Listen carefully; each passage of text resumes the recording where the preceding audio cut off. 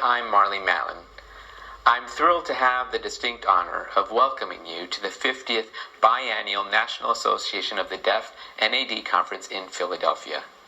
This month, we celebrate many milestones, including the 130th anniversary of the NAD and the 20th anniversary of the ADA.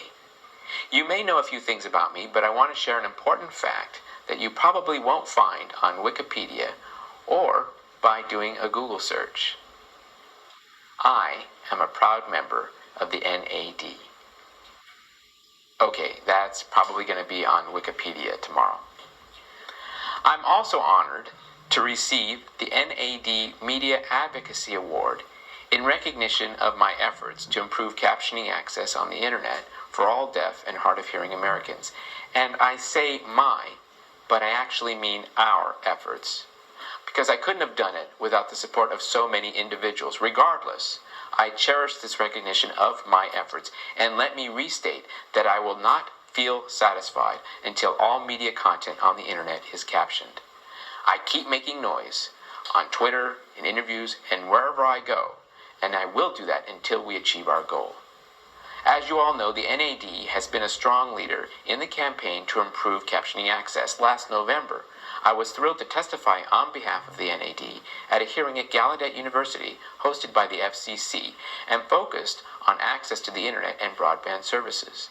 I also joined the NAD on Capitol Hill to advocate for passage of the 21st Century Communications and Video Accessibility Act, also known as H.R. 3101. This legislation, along with a similar bill introduced in the Senate, S. 3304, will ensure that television programs already captioned will also be captioned when they're shown on the internet, on handheld mobile TVs, smartphones, and other devices we have today and in the future. This time, we must ensure that the future will not stop the progress we are making today. Last November wasn't my first time on Capitol Hill, and in fact, in 1990, I testified before Congress to support a new law to require televisions to decode and display closed captioning technology. Remember, TV manufacturers resisted efforts to require equal access for millions of Americans who are deaf or hard of hearing. But with our hard work and determination, we were successful in getting TV decoder law passed. And 6 years later, another law was passed, this time requiring TV programs to be captioned. For so many of us who for so long were left out of mainstream TV, we were finally able to get the equal access we deserve. Now, as I said, though the future is here and technology has rapidly evolved, we are back to square one. And that's because no one is stepping up to voluntarily close caption programs that are already captioned when they migrate to new means of viewing content. Just like back then, we need laws to ensure equal access.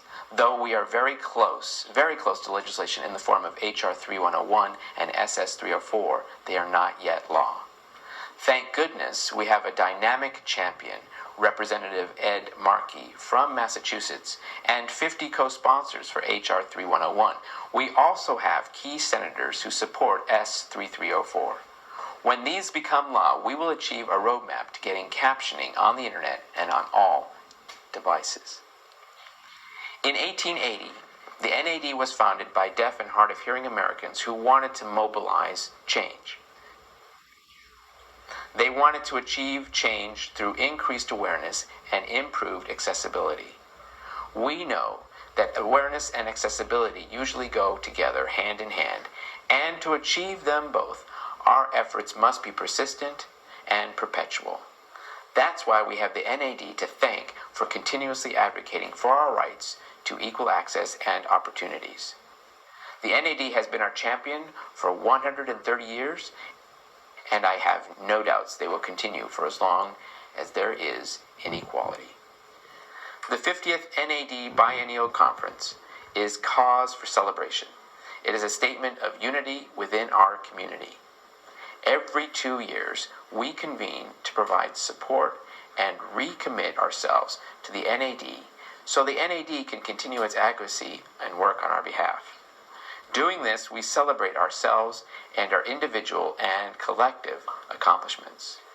Today, I recommit to advocating for captioning access on the internet. Captioning is an important civil and human right for all deaf and hard of hearing Americans. I know the NAD is with me, and I am with the NAD. From one NAD member to another, you have my wishes for a wonderful, wonderful conference and a wonderful celebration. Thank you.